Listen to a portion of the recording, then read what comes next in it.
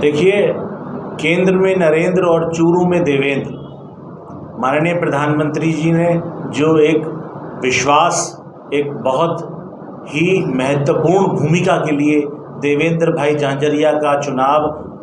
चूरू लोकसभा क्षेत्र से प्रत्याशी बनाकर इस देश के खिलाड़ियों और दिव्यांग जनों पर किया है,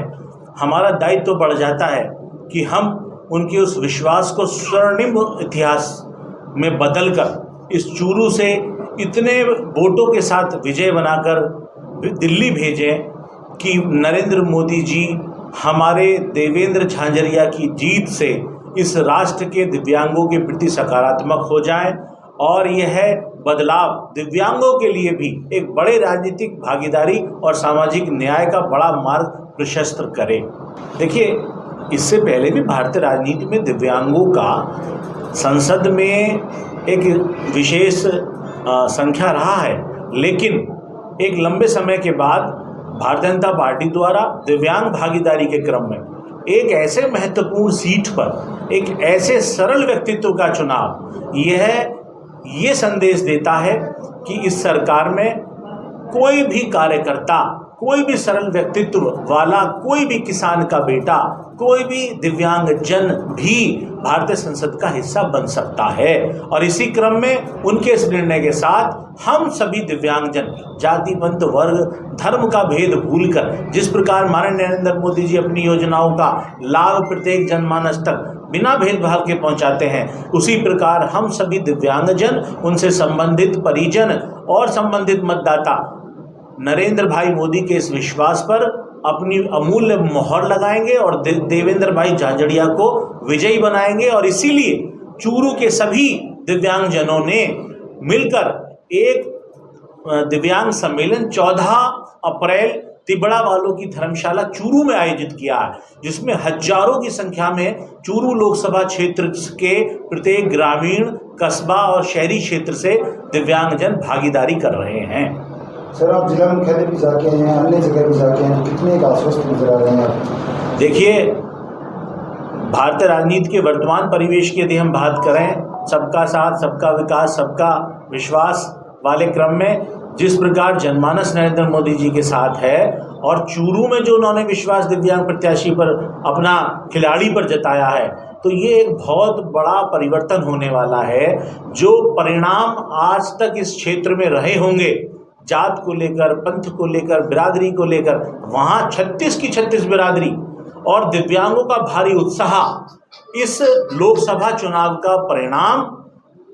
इतिहास में अंकित करने जा रहा है, वो भी स्वर्णिम अक्षरों। झाझरिया जी अगर यहाँ से चुनकर जाते हैं तो दिव्यांगजनों को आप किस तरह विश्वास दिला रहे हैं, उनके लिए क्या बेहतर? देखिए, भारत सरकार और माननीय प्रधानमंत्री जी की योजनाएं और ऊपर से राजस्थान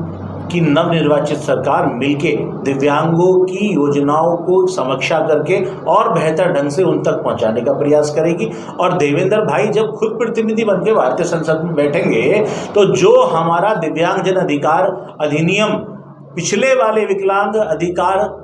1995 के कानून के संशोधन के लिए 10 साल तक पिछली सरकार में संसद में लंबित रहा, वो कार्य अब आगे नहीं होगा और हर आवाज को, हर विषय को भाई देवेंद्र झांझरिया जैसे लोग लोकसभा के सदन में उठाएंगे और अन्य सदनों में यह मार्ग प्रशस्त होगा।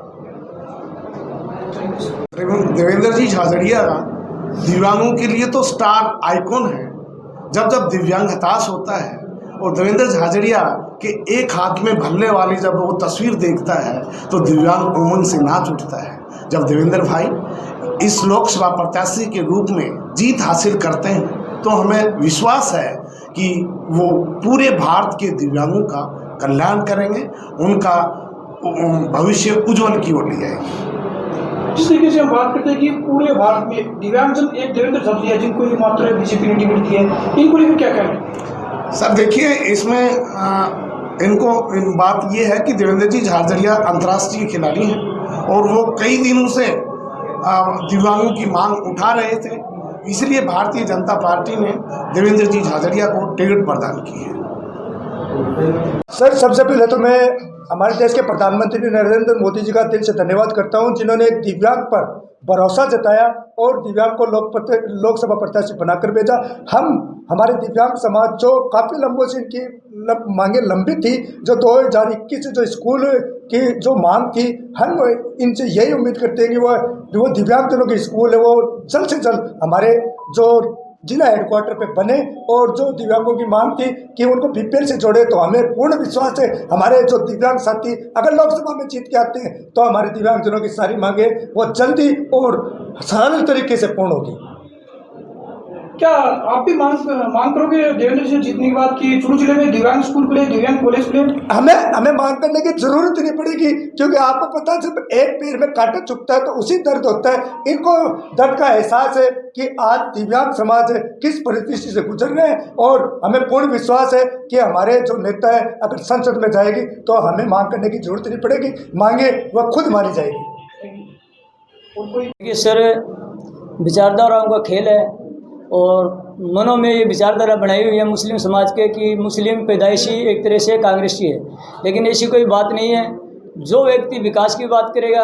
जो व्यक्ति गरीब के कल्याण की बात करेगा, जो व्यक्ति भारत के उत्थान की बात करेगा, देश का हर प्रकार का कोई भी धर्म हो, कोई भी जाति का लोग हो, वो उसके साथ रहेगा। और इस प्रकार की बात जो आज कर रहा है तो वो श्री नरेंद्र दामोदर दास मोदी जी हैं, जो हर वर्ग, हर समाज, हर धर्म को साथ लेने की बात करते हैं। और जो इस प्रकार की बात करता है, चाहे वो मुस्लिम समाज हो या कोई अन्य समाज हो, वो सभी मोदी जी के साथ हैं। और आने वाला लोकसभा का जो ये चुनाव है, तो मोदी जी ने जो आह्वान किया 400 पार, वो बिल्कुल से सफल होगा और भारत के अंदर एक सुशासन की सरकार फिर से बनने जा रही है। इसके लिए हमें यही कहना है कि जो हमारे देश के विकसित प्रधानमंत्री मोदी जी का सपना है सर्वांगीण विकास, शुरू से ही और अब भी है उनका, उसी को देखते उन्होंने राजस्थान के एक छोटे से क्षेत्र चूरू, जो एक सुख और हर तरीके से विकास से दूर है, उसके अंदर एक ऐसा नेता हमें देने जा रहे हैं जो कि इसको भी विकसित धारा में जोड़कर चूरू का नाम और चूरू की जो विकसित धारणा रहेगी वो देश के बहुत काम आएगी। इसी मुद्दे को लेके उन्होंने देवेंद्र एक प्रत्याशी जो चूरू क्षेत्र के लिए हर तरीके से उपयुक्त है उनको उतारा है।